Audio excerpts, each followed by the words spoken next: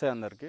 మనం ఈరోజు జాజిరెడ్డిగూడెం మండలం తిమ్మాపురం గ్రామంలో ఉన్నాము. ఇక్కడ సూర్య దేవాలయం, సూర్యనారాయణ దేవాలయం అనేది ఇక్కడ ఉంది. అసలు ఈ దేవాలయం యొక్క ప్రత్యేకత ఏంటి, ఈ దేవాలయము ఎప్పుడు నిర్మించారు, ఇక్కడికి వస్తే భక్తులు చాలామంది ఆదివారం వస్తే ఇక్కడికి చాలామంది భక్తులు పోటెత్తి వస్తారు. అసలు ఇక్కడ ప్రత్యేకత ఏందనేది మనం ఇప్పుడు తెలుసుకుందాము. ఈ వీడియో పూర్తిగా చూడండి. ఈ గుడికి వెళ్ళడానికి హైదరాబాద్ నుంచి, విజయవాడ హైవే నుంచి, నకర్కల్ బైపాస్ నుంచి, కొత్తగా పడ్డ నేషనల్ హైవే 365 నుంచి మనం వెళ్ళొచ్చు. నేషనల్ హైవే 365 నుంచి అరవపల్లి సర్కిల్ నుంచి రైట్ సైడ్ తీసుకుంటే మనకు 10 కిలోమీటర్ల అరవపల్లి నుంచి 10 కిలోమీటర్ల దూరంలో అయితే ఈ టెంపుల్ అయితే ఉంటుంది. ఇదే ఆ ఎంట్రన్స్ ఆర్చ్, ఆ గుడికి సంబంధించిన ఎంట్రన్స్ ఆర్చ్. ఇది సూర్యనారాయణ స్వామి యొక్క మనకు చూడండి ఒక ప్రతిమ అనేది ఇక్కడ మంచి ఆర్చ్ మీద మంచిగా క్లియర్గా ఓపించడం జరుగుతుంది. చుట్టూ పచ్చని పొలాలు, కొండల మధ్య ఈ గుడి అయితే నిర్మించారు. అదే మనం చూస్తున్నాము, ఆ వ్యూ అనేదే మనం చూస్తున్నాం. ఇప్పుడు మనకు అక్కడ ఓపించేదే సూర్యనారాయణ స్వామి యొక్క దేవాలయము. ఇప్పుడు మనం ఆ దేవాలయం దగ్గరికి వెళ్దాము, పూర్తి వివరాలు మనం క్లియర్గా తెలుసుకుందాము. ఈ వీడియో అనేది పూర్తిగా చూడండి, స్కిప్ చేయకుండా. మన తెలంగాణలోనే గర్వించదగ్గ ఆలయం సూర్యనారాయణ స్వామి ఆలయం. మన తెలంగాణలో అతిపెద్ద అయిన ఆలయం ఇక్కడ నిర్మించడం మన గర్వకారణం. ఈ వీడియో అనేది పూర్తిగా చూడండి, ఎలా మధ్యలో స్కిప్ చేస్తే ఈ వీడియో, ఈ గుడికి సంబంధించిన పూర్తి వివరాలు మీకు తెలియవు. కాబట్టి ఈ వీడియో స్కిప్ చేయకుండా పూర్తిగా చూడండి.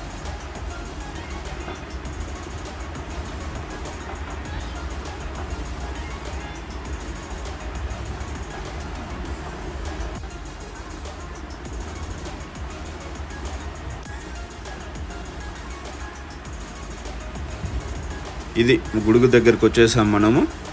ఇది గుడి యొక్క గేటు. మనకు ముందల గుడి బయట మనకు ఫస్ట్ ఇక్కడ సూర్యనారాయణ స్వామి యొక్క విగ్రహం అనేది మనకు గుడి బయట మనకైతే దర్శనం ఇస్తుంది. మనకు సూర్యనారాయణ స్వామి ఇక్కడ మొదలుగాల ఫస్ట్ గుడి బయటనే ఇక్కడ మంచి అట్రాక్టివ్గా మనకు సూర్యనారాయణ స్వామి యొక్క విగ్రహం అనేది ఇక్కడ ఏర్పరిచారు. అంటే సూర్యనారాయణ స్వామి రథం మీద కూర్చొని మనకు ప్రయాణం చేస్తున్న విధంగా అయితే ఈ విగ్రహం అయితే మనకు క్లియర్గా ఓపిస్తుంది. చూడండి, తన వాహనం గుర్రము, తన రథం మీద కూర్చున్న యొక్క పొజిషన్లో మనకు సూర్యనారాయణ స్వామి గుడి బయటనే ఒక విగ్రహం అయితే ఏర్పాటు చేశారు. చుట్టూ అంటే ఈ కొండల మధ్యన ఇక్కడ కొలువై ఉండడం, మంచి ప్రకృతి ఇక్కడ గుడి చుట్టూ అయితే మనకు కనిపిస్తుంది.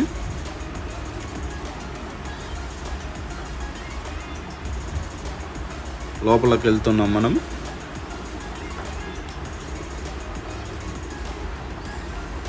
ఇక్కడ లోపలికి వెళ్ళంగానే మనకు ధ్వజస్తంభం చూడండి, ధ్వజస్తంభం ఆకాశానికి ఆనుకునే విధంగా ధ్వజస్తంభం ఏర్పాటు అనేది ఇక్కడ ధ్వజస్తంభ ప్రతిష్టాపించడం అనేది ఇక్కడ మనం చూసుకోవచ్చు. ఆకాశానికి ఆనుకునే విధంగా ఈ ధ్వజస్తంభం అనేది మనకుంది. గుడి చుట్టూ పూల మొక్కలతోటే నిండిపోయింది. అంటే చూడండి, ఇక్కడ మల్లె చెట్టు, తులసి చెట్టు, అన్ని రకరకాల చెట్లు, గులాబీ చెట్లు, రకరకాల చెట్లతోటి ఈ గుడి చుట్టూ మనకు పూల మొక్కలతో మాత్రం నిండిపోయి ఉన్నది. గుడి చుట్టూ చూసుకోవచ్చు మనం, ఇలానే మొత్తం పూల మొక్కలతో నిండిపోయి ఉన్నది. అన్న మనం ప్రదక్షిణలు చేస్తుంటే మంచి ఆహ్లాదకరమైన వాతావరణంలో మనం ప్రదక్షిణలు చేస్తుంటాం. అది మాత్రం మంచిగా ఆస్వాదించవచ్చు. ప్రదక్షిణలు చేసుకుంటూ ఆ దేవుని నామస్మరణతోటి మనం మంచిగా ప్రదక్షిణలు చేసుకోవచ్చు. అలాగే ఇక్కడ నవగ్రహాలు కూడా ఇక్కడ ప్రతిష్ఠించారు. అంటే మనకి ఎలాంటి శని దోషాలున్నా, నవగ్రహ దోషాలున్నా కూడా ఇక్కడ మనం ఆ పూజలు అనేది చేసుకోవచ్చు. నవగ్రహ పూజలు అనేవి ఇక్కడ ఖచ్చితంగా రోజు నిర్వహిస్తున్నారు. ఈ గుడి యొక్క టైం ఏంటంటే మార్నింగ్ 5:30 నుంచి ఈ ఆఫ్టర్నూన్ 12:30 వరకు ఉంటుంది. మళ్ళీ 4:30 నుంచి ఈవినింగ్ 6:30 to 7:30 మధ్యలో ఈ గుడి అయితే ఉంటుంది. రోజు ఈ నవగ్రహ పూజలు కానీ ఎలాంటి ఇబ్బందులు ఉన్నా ఈ గుడిని సందర్శిస్తే దానికి యొక్క పరిహారం అనేది ఇక్కడ గుడిలో చేయడం జరుగుతుంది.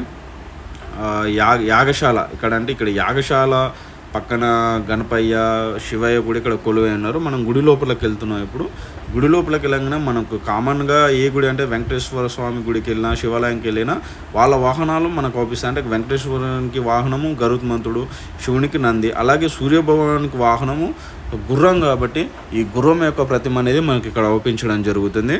విగ్రహము గుర్రంది ఒకటి మనకు క్లియర్గా అవుపిస్తుంది.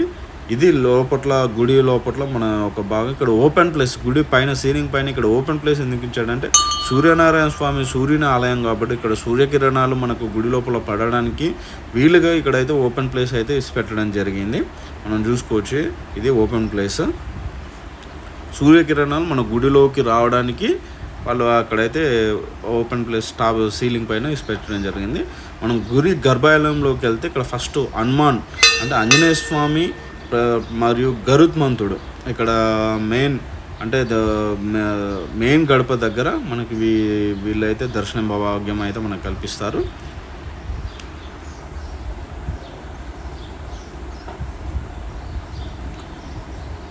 గరుత్మంతుడు, ఆంజనేయ స్వామి. అక్కడి నుంచి ఇప్పుడు గర్భాలయంలోకి మనం ప్రవేశిస్తున్నాము. ఇక్కడ చూడవచ్చు గర్భాలయం పైన అఖండ జ్యోతి స్వరూప ద్వాదశ ఆదిత్య క్షేత్రం. అంటే ఇది ద్వాదశ ఆదిత్య క్షేత్రము అంటే ద్వాదశ ఆదిత్యులు మరియు సూర్యనారాయణ అన్ని మన భారతదేశంలోనూ ద్వాదశి క్షేత్రంగా ఇది ప్రసిద్ధి చెందింది. తెలంగాణలో అతిపెద్ద దేవాలయం మరియు భారతదేశంలోనే ద్వాదశి క్షేత్రంగా ఇది. అంతే ద్వాదశి ఆదిత్యులు అందరూ ఇక్కడ కొలువైన క్షేత్రంగా ఇది మరి మొత్తం ప్రత్యేకమైనది. ఇక్కడ మనం చూసుకోవచ్చు, మనకు అవుపిస్తుంది సూర్యనారాయణ స్వామి యొక్క ప్రతిమ విగ్రహము. ఇది గర్భాలయం. గర్భాలయంలో మనం ద్వాదశి ఆదిత్యుల విగ్రహాలు అయితే మనం మీకు చూపించడం జరుగుతుంది. చూడండి, చుట్టూ గర్భాలయం లోపట్ల మధ్యలో సూర్యనారాయణ స్వామి ఆలయం, దాని చుట్టూ ద్వాదశి ఆదిత్య విగ్రహాలు అయితే మనకి ఏర్పాటు చేశారు. మనం చూసుకోవచ్చు, అంటే గర్భాలయం లోపల మధ్యలో సూర్యనారాయణ స్వామి, దాని చుట్టూ ద్వాదశ ఆదిత్యులు కొలువై ఉన్నారు. ఇక్కడ ఏర్పాటు చేస్తారు మంచిగా. అంటే ఇది చూసుకోవచ్చు మనం. అంటే ఇలాంటిది మన భారతదేశంలోనే మన ఇది ఫస్ట్ ఇలా నిర్మించడం అనేది, ఇలా ద్వాదశ ఆదిత్యులు అందరినీ ఒకచోట దర్శన భాగ్యం కల్పించడం అనేది మన భారతదేశంలోనే ఫస్ట్. మన తెలంగాణలో సూర్యనారాయణ స్వామి దేవాలయం ఇది అతిపెద్దది. దాంట్లో మన భారతదేశంలోనే ఇట్లా ద్వాదశి ఆదిత్యులంతా ఒకచోట నిర్మించడం అనేది భారతదేశంలోనే అతిపెద్దదని మనం చెప్పుకోవచ్చు. ఇక్కడ తెలంగాణలో చుట్టూ మనం చూస్తున్నది లోపల గర్భాలయంలో చుట్టూ ద్వాదశ ఆదిత్యుల విగ్రహాలు అయితే మనం చూస్తున్నాం. అది మీకు చూపిస్తున్నాను, చూడండి. ఇవి ద్వాదశ ఆదిత్య విగ్రహాలు, మీకు చూపించేయని ద్వాదశ ఆదిత్యుల విగ్రహాలు ఇవన్నీ. గర్భాలయం చుట్టూ, మనం గర్భాలయంలో ఉన్నాం ఇప్పుడు. గర్భాలయం చుట్టూ మీకు ఇవి చూపించడం జరుగుతుంది. యాక్చువల్లీ అయితే కెమెరాలకు ఫోన్లకు అలౌడ్ లేదు. వాళ్ళని రిక్వెస్ట్ చేయడంతో వాళ్ళు మనకు కొంచెం సహకరించడం వల్ల మీకు చూపించాలన్న తాపత్రయంతో ఇవన్నీ మీకు చూపించడం జరుగుతుంది. చూడండి, ఇది గర్భాలయం. ఇప్పుడు మనం చూస్తున్నాం గర్భాలయం చుట్టూ వాతావరణం ఇది. అంటే ద్వాదశ ఆదిత్యులు మనం చుట్టూ చూస్తున్నాం.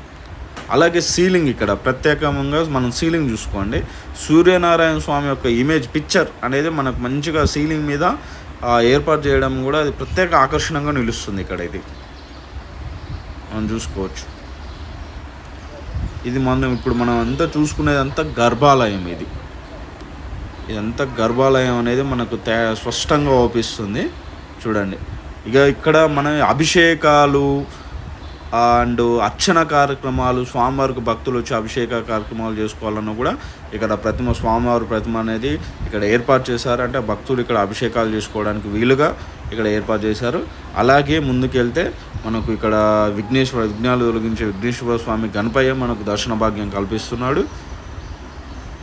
ఇక ముందుకెళ్తే ఇక్కడ అర్చన కార్యక్రమాలు నిర్వహించడానికి ఇక్కడ మనకు ఏర్పాట్లు అయితే అవుపిస్తున్నాయి.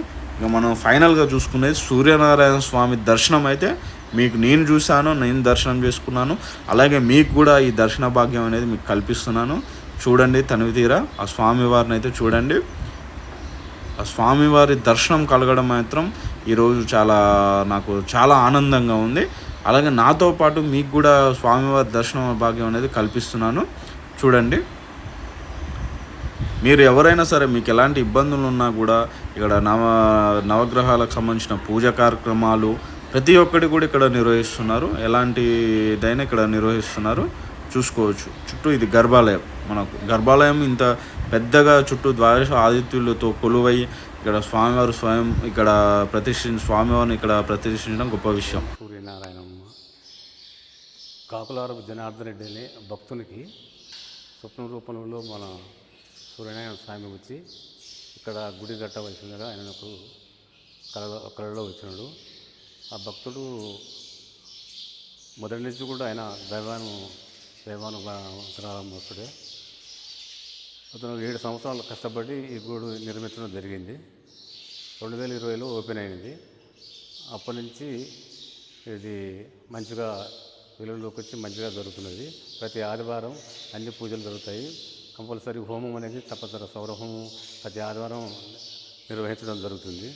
వేరే కార్యాలు కూడా శని పూజలు కానీ శని గ్రహాలు పెట్టడం ఇక సరైన ఉద్దేశంతో మళ్ళీ ఎక్కడ కట్టాలని చూస్తే ఇక్కడ ఒక జ్యోతి రూపంగా ఆయనకు కనపడది. ఆ జ్యోతి రూపంగా వచ్చి ఇక్కడ నిర్మించడం మొదలుపెట్టి దీపం వెలిగిస్తే చుట్టుపక్కల వాళ్ళు కూడా అంత గుట్టల ప్రాంతం ఎవరి భక్తులు ఈడ వచ్చి చేస్తుండు ఇది ఏందని చాలా హేళనగా మాట్లాడితే ఆయన ఒకటే ధైర్య రూపంగా సరే ఇది ఎవరేమనుకున్నా నేను ఒక రూపం ఏర్పడితే నాకు కూడా విలువ ఉంటుంది. సరే సాయం అదే కష్టపడి 7 సంవత్సరాలు ఇక్కడ ఉండి ఈ గుడి నిర్మించడం జరిగింది. 2020 సంవత్సరంలో ఇది ఓపెన్ అయింది. అప్పటి నుంచి ప్రతి ఆదివారం భక్తులు బాగా వందలాది మంది వస్తుంటారు. చుట్టుపక్కల మన తెలంగాణలో కూడా ఇదే ద్వాదశ క్షేత్రము ఇదే. ప్రతి ఆధారం మంచిగా దొరుకుతుంది. హోమము ఇక్కడ కార్యక్రమాలు అన్నీ కూడా జరుగుతుంటాయి. ప్రతిరోజు కూడా భక్తులు దూరం నుంచి వచ్చి పోతుంటారు. ఇప్పుడు కూడా మంచిగా ఇప్పటికీ కూడా ప్రతి ఆదివారం మరియు వేరే రోజుల్లో కూడా ప్రతి వారం రోజుల్లో కూడా ప్రతిరోజు కూడా వస్తుంటారు. వారికి ఏమన్నా కావాలంటే ఇక్కడ పండితులు ఉంటారు, వాళ్ళు చూస్తారు. వాళ్ళ నామకరణం మీద చూస్తే ఏ దోషం ఉన్నా ఇక్కడ శనిగ్రహాలు కూడా ఉన్నాయి. ఏ దోషమైనా చూసి వాళ్ళ పేరు మీద చేస్తే వారు ఆ కార్యక్రమాలు నిర్వహించుకొని వాళ్ళు ప్రతిరోజు వెళ్తుంటారు. ఇప్పటికి కూడా అదే విధంగా ప్రతిరోజు జరుగుతూనే ఉన్నాయి కార్యక్రమాలు. రాను జనం కూడా రోజు బాగానే వస్తున్నారు. ఆదివారం మాత్రం జనం బాగా వస్తుంటారు. అన్ని కోరికలు కోరుకున్న వారికి నెరవేరుతున్నాయి కాబట్టి జనాలు కూడా బాగా వచ్చిపోతున్నారు భక్తులు. దీని వెనకాలనే మన ఆంజనేయ స్వామి గుడి మరియు రామకోటి స్తూపం నిర్మించడం జరిగింది. ఇక్కడ మన చుట్టుపక్కల భక్తులు కూడా వచ్చేసి రామకోటి రాసి పుస్తకాలు ఇక్కడ పుస్తకాలు కూడా ఇస్తాము రాసేందుకు. మరియు రాసిన వాళ్ళు కూడా ఇక్కడ ఇచ్చిపోతే ఆ స్తూపం లోపల వేయడం జరుగుతుంది. కావున అది కూడా బాగానే భక్తులు బాగా వస్తున్నారు, రాసి ఇచ్చిపోతున్నారు. ఇదే శ్రీరామ స్తూపం, శ్రీరాముని యొక్క స్తూపము మరియు ఆంజనేయ స్వామి యొక్క టెంపుల్. ఈ గుడి వెనుక సూర్యనారాయణ స్వామి యొక్క గుడి వెనుక భాగంలో ఈ టెంపుల్స్ అయితే నిర్మించడం జరిగింది. మన రామకోటి రాస్తే ఇక్కడికి వచ్చి రామకోటి అనేది ఇక్కడ సమర్పించవచ్చు. భద్రాచలంలో సమర్పించినట్టు ఇక్కడ సమర్పిస్తే మనం ఇక్కడ సమర్పించిన రామకోటి అనేది వీళ్ళు భద్రాచలంకి అయితే తీసుకెళ్లడం జరుగుతుంది. అలాగే రామకోటి రాయాలనే తపన ఉన్న భక్తులు కూడా ఇక్కడికి వచ్చి రామకోటి యొక్క బుక్కులు అనేది ఇక్కడ ఇవ్వడం జరుగుతుంది. అవి కూడా తీసుకొని వెళ్ళొచ్చు. మన రామకోటి అనేది ఇక్కడ మీరు సమర్పించవచ్చు రాసి. మీ అనుకున్న కోరికలు కూడా నెరవేరుతాయని ఇక్కడ చెప్పడం జరుగుతుంది. ఇది రామస్తూపము. ఈ రామస్తూపం అనేది మనం చూసుకోవచ్చు. గుడి వెనుక వైపు భాగంలో ఉన్నది రామస్తూపము. ఇక్కడ ఈ గుడి ప్రత్యేకత ఏంటంటే ఒక భక్తునికి అంటే స్వామివారు సూర్యనారాయణ స్వామివారు కళలోకి వచ్చి నేను ఇక్కడ కొలువై ఉన్నా, నేను ఒక చోట్ల కొలువై ఉన్నా, నాకు అక్కడికి వెళ్ళి దీపం పెట్టి నాకు గుడి నిర్మాణం చేపట్టని చెప్పేసి ఆ భక్తునికి కళలోకి రావడం జరిగింది.